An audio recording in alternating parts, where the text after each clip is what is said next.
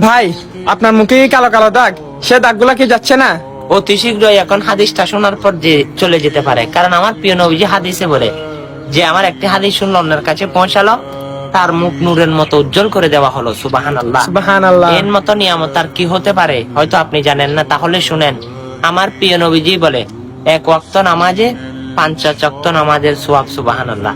এক ওয়াক্ত নামাজ পড়বেন, 50 ওয়াক্ত নামাজের সওয়াব পেয়ে যাবেন। আল্লাহু আকবার।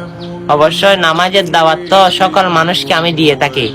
না হয় আপনি আজকে মুসলমান হিসাবে সকল মুসলমানকে নামাজের দাওয়াতটা দিয়ে যাবেন।